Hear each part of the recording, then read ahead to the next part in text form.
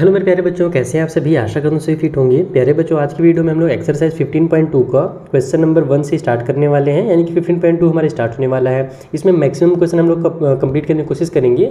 बाकी जो आगे की वीडियोज़ रहेगा ना, उसका लिंक मैं आपको हमेशा की तरह डिस्क्रिप्शन बॉक्स में भी दे दूँगा और ऊपर आई बटन में भी दे दूँगा। इसमें कुछ टर्म्स वगैरह या फिर कुछ आप कह सकते हो थ्योरम वगैरह यूज़ होने वाले हैं, जिनके बारे में मैं आपको क्वेश्चन सॉल्व करेंगे उसी टाइम समझा दूँगा। बहुत ही बेसिक से टर्म्स हैं, ठीक है। बाकी मैंने कोड वगैरह क्या होता है ना, सेक्टर क्या होता है, ये सब हमने पिछले वाले एक्सरसाइज में डिस्कस किया ही है 15.1 में, तो वही सब यहाँ भी यूज़ होगा। चलो पहला क्वेश्चन देखते हैं क्या बोल रहा है। इसमें कहा जा रहा है कि the radius of a circle is 8 centimetre. एक सर्कल का रेडियस 8 सेंटीमीटर है and the length of one its chord is 12 centimetre. और उसका एक कॉर्ड का अपने को लेंथ दे दिया गया है 12 सेंटीमीटर। तो find the distance of the chord from the centre. तो ये 12 सेंटीमीटर वाला जो कॉर्ड होगा, इसका सेंटर से कितना दूरी होगा ये बताना है। तो आप इसको डायग्राम के थ्रू बहुत ही ईजिली समझ सकते हो। आइए कॉपी में बताते हैं। तो देखो, यहाँ पर हमने एक सर्कल बनाया है जिसका सेंटर हमारे यहाँ पर बीचों बीच में O है। हमसे क्या कहा गया है कि एक कॉर्ड है 12 सेंटीमीटर का। तो पहले आप कॉर्ड बनाओगे। कॉर्ड कहाँ पर बनाओगे, तो ऐसे नीचे में बनाओ तो ज़्यादा बेहतर है। जैसे मान लेते हैं कि हमारा ये जो लाइन है, ये हमने जो बनाया है, ये कॉर्ड है एक, इसकी जो लेंथ है वो 12 सेंटीमीटर है। इस कॉर्ड का कुछ नाम पकड़ लो, जैसे कि मैं यहाँ पर AB जो है इस कॉर्ड का नाम दे देता हूँ। ओके, यहाँ पर कॉर्ड इक्वल टू 12 सेंटीमीटर जो है वो हमारा AB हम लोग इसको मान लिए। उसके बाद हमसे क्या बोला जा रहा है कि जो रेडियस है वो 8 सेंटीमीटर है। रेडियस क्या होता है भैया, तो सेंटर से लेकर के सर्कल को अगर मैं टच करूं तो वो जो लेंथ होती है वो रेडियस होती है। तो अब आपको क्या करना है ना कि इधर उधर कहीं टच नहीं करना है। आप इस सेंटर से या तो इस वाले पॉइंट पे टच कर दो या तो इस वाले पॉइंट पर, क्योंकि ये भी तो हमारा रेडियस ही कहलाएगा। जैसे कि मान लो अगर मैं इसको ऐसे पकड़ता हूँ और ऐसे यहाँ पर मिला देता हूँ, तो ये भी क्या होगा, मेरा रेडियस होगा। कहीं पर भी मैं मिलाऊँ सेंटर से, वो रेडियस ही कहलाता है। तो OA जो होगा वो मेरा रेडियस कहला जाएगा। तो यहाँ पर मैं लिखता हूँ OA हमारा रेडियस है। हमसे क्या बोला जा रहा है कि ये जो कॉर्ड है ना, ये सेंटर से कितना दूर है ये हमको बताना है। तो सेंटर से जो एकदम सीधा लाइन बनेगा 90 डिग्री का एंगल बनाते हुए, यही तो होगा दूरी। अगर अपन यहाँ पर इसको अगर सीधा लाइन नहीं बनाएंगे तो डिस्टेंस नहीं कहलाएगा। टेढ़ा मेढ़ा लाइन बनाओगे तो कभी भी किसी पॉइंट से किसी चीज़ की अगर दूरी निकालनी है तो एकदम सीधा परपेंडिकुलर लाइन बनाना पड़ता है। तो अपने को O से लेकर के यहाँ तक की जो दूरी है ना, जो मैंने लाइन बनाया है, उसको ही अपने को पता करना है। तो मैं क्या करता हूँ, इस वाले पॉइंट का कुछ भी नाम दे देता हूँ। जैसे कि मान लो मैं इसका नाम C दे देता हूँ। ओके, तो ये हो जाएगा मेरा OC। OC जो है वो हमारा सेंटर से कॉर्ड तक का जो है वो दूरी निकल करके आएगा। अब आपको क्या करना है कि OC का लेंथ निकालना है। कैसे निकलेगा वो समझिए। हमारे पास एक रूल है, एक थ्योरम है कि कोई भी जो हमारा सर्कल होता है उसमें कॉर्ड से, यानी कि कॉर्ड के ऊपर अगर हम लोग कोई भी लाइन बनाते हैं, सेंटर से कोई भी सीधा लाइन बनाते हैं ना, तो वो जो लाइन होता है वो कॉर्ड को क्या करता है, बाइसेक्ट करता है। इसको आप ऐसे लिखोगे कि वी नो, हम जानते हैं कि परपेंडिकुलर मतलब सीधा लाइन, ठीक है, फ्रॉम द सेंटर से जो परपेंडिकुलर होगा, तो from the centre of circle to the chord bisect the chord. वो क्या करता है, कॉर्ड को बाइसेक्ट कर देता है, ठीक है। ये चीज़ एक छोटा सा थ्योरम मैं यहाँ पे लिख के एक बार दिखा दे रहा हूँ। बार बार अपन ये चीज़ नहीं लिखेंगे, ये चीज़ आप लोग को एकदम याद रखना है, ठीक है। कि जो परपेंडिकुलर होता है सेंटर से किसी भी कॉर्ड के ऊपर, कहीं पर भी कॉर्ड बने, जैसे कि मान लो एक सर्कल है, इसका एक कॉर्ड मैं यहाँ पर बना देता हूँ, सेंटर यहाँ पर है, तो सेंटर से ऐसे मैं अगर यहाँ पर परपेंडिकुलर लाइन बनाऊंगा ना, तो ये जो लाइन है इस पूरे अगर टोटल हमारा 10 होगा तो यहाँ से यहाँ तक 5 कर देगा और इधर से इधर तक हमारा 5 कर देगा। तो अब आप लोग लिखोगे, इसलिए हमारा जो OC है ये वाला, अगर अपने को ये निकालने से पहले OC नहीं, पहले अपन AC निकाल लेते हैं, ठीक है। OC नहीं, अपन AC निकालते हैं। तो AC क्या होगा, पूरा जो मेरा कंप्लीट कॉर्ड AB है उसका आधा हो जाएगा। यानी AB को अगर 2 से डिवाइड देंगे तो आधा हो जाता है। तो AB का लेंथ 12 है, तो यहाँ पर 12 divide by 2 equal to 6 centimetre हो जाएगा। किसका लेंथ हो जाएगा, वो हमारे पास AC का। अब मैं क्या बता रहा हूँ, इधर AC यहाँ पर ये रहा। तो अगर टोटल हमारा 12 था तो यहाँ पर हमारा 6 हो गया।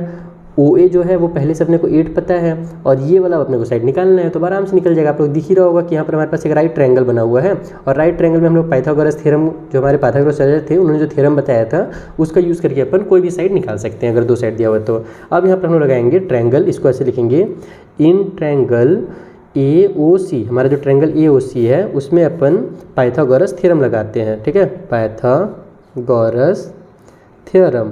तो पाइथागोरस थ्योरम के अकॉर्डिंग क्या होता है कि जो हमारा हाइपोटेन्यूज है उसका अगर स्क्वायर किया जाए, यानी कि AO का अगर स्क्वायर करें तो वो इक्वल होता है परपेंडिकुलर का स्क्वायर यानी कि OC का स्क्वायर और प्लस में बेस का स्क्वायर यानी कि AC का स्क्वायर। ओके, ये देखो बेस हमारा AC है, परपेंडिकुलर हमारा OC है, तो हमारा हाइपोटेन्यूज का स्क्वायर इन दोनों के स्क्वायर के सम के बराबर होता है। पाइथागोरस थ्योरम ने ये चीज़ बहुत पहले बता दिया था। तो अब यहाँ पर हमारे पास हमको निकालना किसका वैल्यू, हमको निकालना है OC का वैल्यू, तो अपन AC को इधर ट्रांसफर कर देंगे। ठीक है, तो ये हो जाएगा हमारे पास AO का स्क्वायर माइनस में AC का स्क्वायर इक्वल के उस साइड में हमारा OC का स्क्वायर। स्क्वायर को ट्रांसफर कर दोगे तो ये रूट में आ जाएगा, चलो बाद में रूट लिखेंगे, पहले अपन सॉल्व करते हैं। AO हमारे पास कितना है भैया, तो AO हमारे पास है 8, तो यहाँ पर 8 का स्क्वायर लिखो माइनस में यहाँ पर 6 का स्क्वायर लिखो इक्वल टू साइड में OC का स्क्वायर हो गया, तो हो जाएगा 8 8 जा 64 माइनस में 36 इक्वल टू OC का स्क्वायर, तो ये निकल कर जाएगा 14 में से हमारा 6 माइनस होगा तो 8 और 5 में से 3 माइनस होगा तो 2 यानी कि 28 इक्वल टू OC का स्क्वायर। अब अपने को स्क्वायर को इधर ट्रांसफर करेंगे तो ये जो है हमारा रूट में आ जाएगा, इस तरीके से 28 इक्वल टू हमारा OC हो जाएगा, शॉर्टकट तरीका एकदम। अब आप लोग देखो ये हमारा चूँकि हमारा कंप्लीट आंसर नहीं निकल करके आ रहा है और आपकी बुक में जो कंप्लीट आंसर दिया हुआ था 5 पॉइंट कुछ करके दिया हुआ है, तो वो आंसर आप लोग कैसे निकालोगे। तो देखो इसके लिए आप लोग क्या कीजिएगा, इसको रूट से बाहर निकालिएगा, और ये हमारा 28 जो है परफेक्ट रूट है नहीं, परफेक्ट स्क्वायर नंबर है नहीं, तो हम लोग इसको ऐसे लिखते हैं। देखो 28 को ऐसे उतार लो, है ना, हमारा लॉन्ग डिवीजन मेथड वो मैं यूज़ कर रहा हूँ। उसके बाद डेसिमल लगा करके 2 0 के पेयर बनाते जाओ, इस तरीके से 2 0 का जब तक बनेगा तब बना देते हैं। 1 0 मान लो एक बार और, या फिर अभी रहने देते हैं, इतने रहने देते हैं, जरूरत पड़ेगा तो फिर से 2 0 का पेयर बनाएंगे। अब क्या करना रहता है भैया, तो हम लोग को यहाँ पर आप लोग देखो लॉन्ग डिवीजन मेथड नहीं जानते हो तो क्लास 8 वगैरह का वीडियो देख लेना मेरा, आप लोग डिटेल में समझ जाओगे। मैं फटाफट यहाँ सॉल्व कर रहा हूँ। सबसे पहले देखते हैं कि 28 जो है वो किसका स्क्वायर है, तो किसी का स्क्वायर नहीं है, उसे छोटा नंबर 25 जो है वो 5 का स्क्वायर है, तो 5 5 जा 25 ऐसे लिखा जाता है। बच जाएगा हमारे पास 3। अब क्या करना है, इन दोनों को आपस में ऐड करना है, यानी कि जो भी आपने यहाँ पे लिखा हुआ है और यहाँ पे जो है आप इन दोनों को ऐड कीजिए, तो 5 और 5 मिल करके हमारे पास 10 हो जाएगा। तो यहाँ पर 10 को साइड में लिखो और यहाँ पर आप लोग को एक ऐसा नंबर लिखो। अब देखो यहाँ पर हमारा 10 आ गया। अब क्या करना है कि ये 2 0 जो है पेयर में उतर जाएंगे, तो यहाँ पर दोनों 0 को आप लोग पेयर के साथ उतार दीजिएगा। अब क्या करना है कि यहाँ पर कोई ऐसा नंबर लिखना है जिसको हम यहाँ पर भी लिखें और इसका मल्टीप्लाई करने पर इससे ज़्यादा नहीं आना चाहिए, 300 ज़्यादा नहीं आना चाहिए। जैसे मान लो यहाँ पर अगर 2 लिखता हूँ तो यहाँ पर 2 लिखूँगा, और चूँकि मैंने डेसिमल और नंबर उतारा है इसलिए पहले यहाँ पर मैं डेसिमल लगाऊंगा। अगर मैं 3 लिखता हूँ तो यहाँ भी 3 लिखूँगा, तो 103 का 3 से मल्टीप्लाई होगा तो 309 आ जाएगा, जो कि इससे बड़ा हो जाएगा, तो मुझे 2 लेना पड़ेगा। देखो यहाँ भी 2 लेंगे और यहाँ भी 2 लेंगे, तो 102 2 जा हो जाएगा हमारा 204। ठीक है, और यहाँ पर पहले आप लोग ऐड कर लो, उसके बाद सब्ट्रैक्ट वगैरह करते रहेंगे। ये 2 जो आपने लिखा है और यहाँ पर जो 102 है, इन दोनों को ऐड करोगे तो 104 आ जाएगा, और इधर हमारे पास इसको सब्ट्रैक्ट करेंगे तो 300 में से 204 माइनस होगा तो 96 आएगा। अब ये 2 0 जो है इसको भी आप लोग इकट्ठा उतार लीजिए। फिर से यहाँ पर वही काम करना है कि इस जगह पर कुछ ऐसा नंबर लिखना है जिसको हम यहाँ पर भी लिखें तो हमारा इसके बराबर या फिर इससे छोटा नंबर आना चाहिए, इससे बड़ा नंबर नहीं आना चाहिए। तो जो कि साफ सब दिख रहा है वो 100 है और यहाँ पर 900 है, तो 104 का अगर मैं मान लो 9 टाइम टेबल पढ़ता हूँ तो 9 4 जा 36 हो जाएगा ना, और यहाँ पर हमारे पास 9600 है, तो बिल्कुल चलेगा। यहाँ पर देखो मैं 9 लिखता हूँ और मल्टीप्लाई करके भी दिखा देता हूँ आपको। 9 4 जा 36 का 6 हो गया, कैरी हो जाएगा हमारे पास 3, तो वो 3 उतर जाएगा, और फिर से हमारा 9 1 जा, लेकिन यार कुछ गड़बड़ कर दिया मैंने, एक सेकेंड, क्या गड़बड़ हो रहा है बिडू, क्या गड़बड़ हुआ। अच्छा यहाँ ये तो मैंने कोई नंबर ही नहीं लिखा यहाँ पर, तभी तो मैं बोलूँ कि क्या गड़बड़ हो रहा है। यहाँ पर भी 9 लिखना पड़ेगा, यहाँ भी 9 लिखना पड़ेगा, तो 9 9 जो हमारे पास 81 का 1 हो गया, कैरी हो जाएगा हमारे पास यहाँ पर 8। फिर अब 9 4 जब हम लोग लेंगे 36 में हमारे पास जो 8 है उसे ऐड करेंगे तो हो जाएगा हमारे पास कितना 44, तो यहाँ पर 44 का 4 हो गया, फिर कैरी हो जाएगा हमारा 4, वो 4 आपका डायरेक्ट उतर जाएगा, फिर हमारा 9 बन जाए, यहाँ पर 9 हो जाएगा। तो ये अब इसको माइनस करोगे तो 10 में से 1 माइनस होगा तो आ गया हमारा 9, यहाँ पर अब 8 में से 4 माइनस होगा तो 9 में से 4 माइनस होगा तो आ जाएगा 5, यहाँ पर हमारे पास 5 बचा बोरो देने के बाद, तो 5 में से 4 माइनस हुआ तो 1, और ये तो हमारा खेल खत्म हो जाएगा। अब देखो हमारे पास अभी भी कंप्लीट आंसर नहीं आया है, यानी कि हम लोग के पास अभी भी नंबर बच जा रहा है, तो हम लोग फिर से क्या करेंगे 2 0 यहाँ पर और बढ़ाएंगे, इसका पेयर बनाएंगे और इन दोनों 0 को यहाँ पर फिर से उतार देंगे। देन यहाँ पर जो नंबर 9 हमने लिखा था उसको फिर से ऐड करेंगे, और यहाँ पर ऐड करने के बाद 9 और 9 हमारा 18 का 8 हो गया, कैरी हो गया 1, तो ये बन जाएगा 5, ये हो गया 0 और ये 1। फिर बगल में यहाँ पर कोई ऐसा नंबर लिखो जिसको यहाँ पर लिखे तो इससे छोटा आ जाए, यानी कि इससे बड़ा नहीं होना चाहिए। तो अगर देखो मैं यहाँ पर 1 भी लिखता हूँ और यहाँ पर भी 1 लिखता हूँ तो मेरा कितना हो जाएगा 10,581 हो जाएगा, और यहाँ पर मेरे पास 15,900 है, यानी कि इससे ज़्यादा अगर मैं लेता हूँ नंबर, अगर मैं ज़्यादा बड़ा ले लेता हूँ 2 अगर ले लेता हूँ तो 10,000 2 जा 20,000 हो जाएगा, जो कि इससे बहुत बड़ा हो जाएगा। तो मैं फिर से वही 1 टाइम पे और यहाँ भी 1 लिख करके 581 ही लूँगा।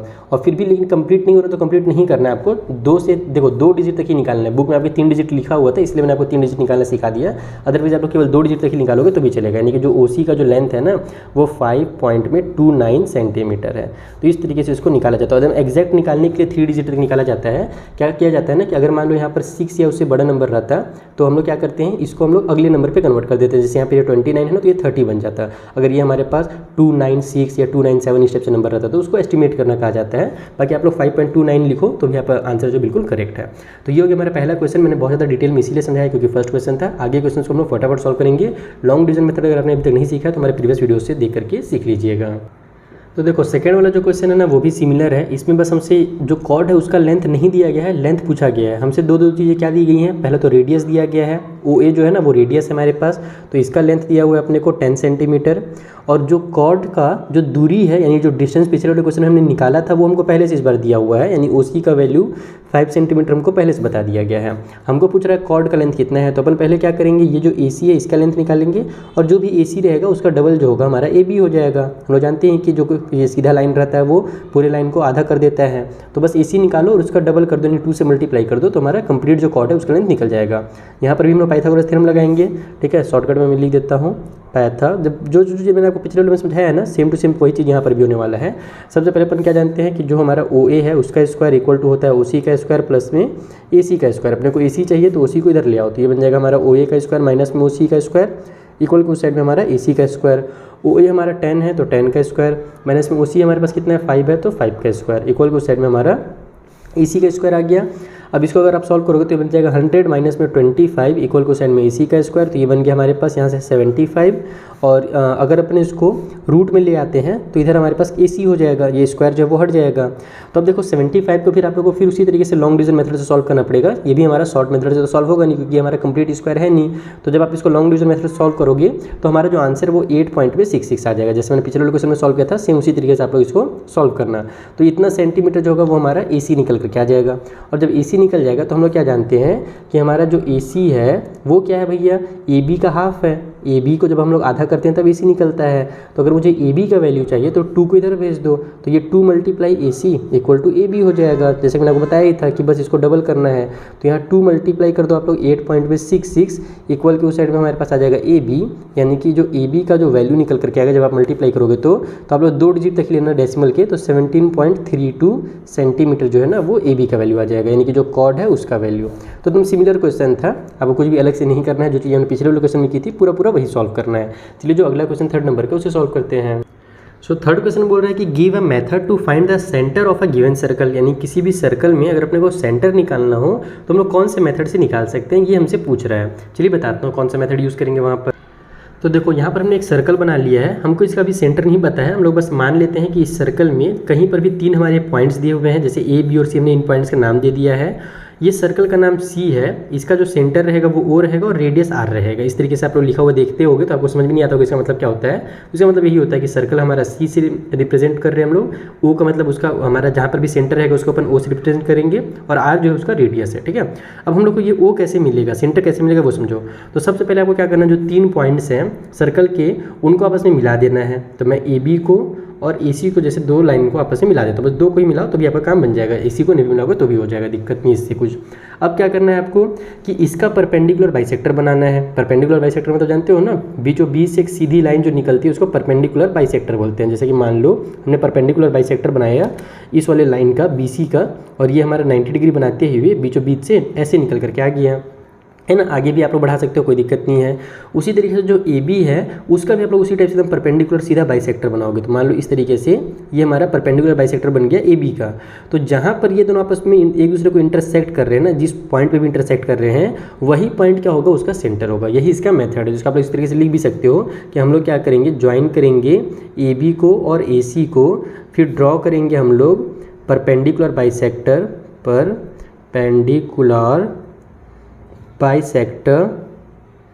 Of AB and AC। ठीक है, AB और AC का परपेंडिकुलर बाइसेक्टर करेंगे। और उसके बाद जो पॉइंट ऑफ इंटरसेक्शन है हमारे पास, इसको क्या बोलते हैं, पॉइंट ऑफ इंटरसेक्शन बोलते हैं। नाउ पॉइंट ऑफ इंटरसेक्शन जो पॉइंट ऑफ इंटरसेक्शन होगा इन दोनों लाइंस का, इन दोनों परपेंडिकुलर बाइसेक्टर्स का, now point of intersection is centre of the circle. वही क्या होगा, हमारे सर्कल का सेंटर होगा, तो सेंटर ऑफ द सर्कल। इस तरीके से आपको इस क्वेश्चन को सॉल्व करना था। यानी इसमें बस यही बोला था कि कौन सा मेथड से अपन सेंटर निकाल सकते हैं, तो यही इसका मेथड है। ठीक है, आगे हो सकता है इसकी जरूरत पड़ी। चलिए अगला क्वेश्चन बनाया जाए। सो फोर्थ वाला क्वेश्चन ये बेसिक है। यहाँ पर हमसे बोल रहा है कि draw different pair of circle, circle के दो डिफरेंट पेयर बनाइए। How many points does each pair have in common, यानी कि दोनों पेयर्स में आपको कितने पॉइंट्स जो है वो कॉमन मिलते हैं। आपको सर्कल का पेयर बनाना है, ध्यान रखना है ना। अभी मैं आपको बना के दिखाऊंगा। What is the maximum number of common points, और maximum number of common points है ये अपने को बताने, दो क्वेश्चन से किए हुए हैं। आइए मैं आपको बताता हूँ इसे कैसे बनाना है कॉपी में। तो देखो यहाँ पर हमने क्या किया है, दो सर्कल के पेयर बनाए हैं। एक ये रहा पहला पेयर और ये रहा दूसरा पेयर। यहाँ पर मैंने लिख दिया है कि पहला ये पेयर है सर्कल का और ये जो है दूसरा पेयर है सर्कल का। ठीक है, अब यहाँ पर आप लोग से ये पूछा गया था ना कि दोनों सर्कल में कितने कॉमन पॉइंट्स आपको मिलते हैं। तो देखो यहाँ पर ये पहला वाला सर्कल में जैसे इस पॉइंट का नाम मैं ए दे देता हूँ, इस वाले पॉइंट का नाम मैं बी दे देता हूँ। दूसरा जो पेयर बनाया है इसमें पॉइंट सी दे देता हूँ, इसमें पॉइंट डी दे देता हूँ। ये जो पॉइंट है ये क्या है, इस वाले सर्कल में भी और इस वाले सर्कल में कॉमन पॉइंट है। समझ में आ रहा है ना, कॉमन पॉइंट पूछा जा रहा था। और यहाँ पर ये वाला भी जो है इस सर्कल के लिए भी है और इस सर्कल के लिए भी है। उसी तरीके से जो पॉइंट सी है ये बड़े वाले सर्कल के लिए और ये छोटे वाले सर्कल के लिए भी है। पॉइंट डी भी जो है बड़े सर्कल के लिए और छोटे सर्कल के लिए भी है। तो हमको साफ साफ दिख रहा है, क्लियरली यहाँ पर पता चल रहा है कि किसी भी दो सर्कल का जब हम लोग पेयर बनाते हैं तो केवल हमको दो ही पॉइंट्स मिलता है जो कि क्या होता है, कॉमन होता है। तो यहाँ पर ओनली हम लोग लिखेंगे कि ओनली 2 पॉइंट्स, 2 पॉइंट्स होंगे, ओनली 2 पॉइंट्स आर कॉमन। बस इतना ही आपको लिखना है और इसमें कुछ नहीं लिखना है। आई होप ये क्वेश्चन आपको एकदम क्लियर हो गया होगा। बेसिक सा क्वेश्चन था। एक लास्ट क्वेश्चन इस वीडियो में कंप्लीट करते हैं, फिफ्थ वाला। उसके बाद जो आगे के क्वेश्चन रहेंगे ना उसको हम लोग अगले वीडियो में बना लेंगे। सो फिफ्थ वाले क्वेश्चन बोल रहा है कि the length of 2 parallel chords of a circle are 6 centimetre and 8 centimetre. यानी कि एक सर्कल के दो कॉर्ड्स के बारे में बोल रहा है कि दो कॉर्ड्स हैं और दोनों आपस में पैरेलल हैं। If the smaller chord is at a distance of 4 centimetre from the centre, यानी जो छोटा वाला कॉर्ड है वो सेंटर से 4 सेंटीमीटर दूरी पर है, तो what is the distance of the other chord from the centre. तो जो दूसरा वाला कॉर्ड है उसका डिस्टेंस कितना है ये बताना है। तो ये भी उसी फॉर्मूला से बनेगा जो मैंने आपको 1-2 वाला सिखाया था। तो देखो यहाँ पर हमने एक सर्कल बनाया है जिसके दो कॉर्ड्स हैं और दोनों आपस में पैरेलल हैं। पहला वाला कॉर्ड ए बी है, दूसरा वाला कॉर्ड सी डी है। ए बी छोटा दिख रहा होगा आपको, सी डी बड़ा दिख रहा होगा। सेंटर से जितना दूर जाते जाएगा उतना ही छोटा होते जाता है। हमसे बोला है कि जो छोटा वाला कॉर्ड है वो हमारा 6 सेंटीमीटर का है, बड़ा वाला कॉर्ड 8 सेंटीमीटर का है। मैंने लिख लिया, इनका नाम भी लिख लिया है ताकि आपको क्वेश्चन सॉल्व करने में दिक्कत ना हो। और साथ ही साथ ये बोला गया है कि जो छोटा वाला कॉर्ड है ना, सेंटर से उसकी जो दूरी है, जैसे कि मान लो ये सेंटर ओ है और यहाँ पर पॉइंट मेरा एल है, ठीक है, तो ये ओ से एल तक जो हमारा लाइन बना हुआ है ओ एल, वो हमारा 4 सेंटीमीटर है। छोटे वाले कॉर्ड का सेंटर से दूरी कितना है भैया, 4 सेंटीमीटर है। हमको बोल रहा है कि जो बड़ा वाला कॉर्ड है उसका सेंटर से दूरी कितना है ये पता कीजिए। तो इसमें भी हम लोग क्या करेंगे, सबसे पहले तो हम लोग ये जानते हैं कि हमारा जो रेडियस होगा सेंटर से, अगर अपन सी को ऐसे मिला दें, देखो इस तरीके से, तो ये जो रेडियस बनेगा, या फिर सेंटर से अगर अपन ए को मिलाते हैं तो ये जो रेडियस बनेगा, ये दोनों रेडियस क्या होंगे, हमारे बराबर होंगे। भले मेरा सर्कल टेढ़ा मेढ़ा इसीलिए आपको थोड़ा छोटा बड़ा दिख रहा होगा रेडियस, ये रेडियस हमेशा इक्वल होता है। यानी कि मेरा ओ सी और ए, वो जो ओ ए है ये हमेशा इक्वल रहेगा।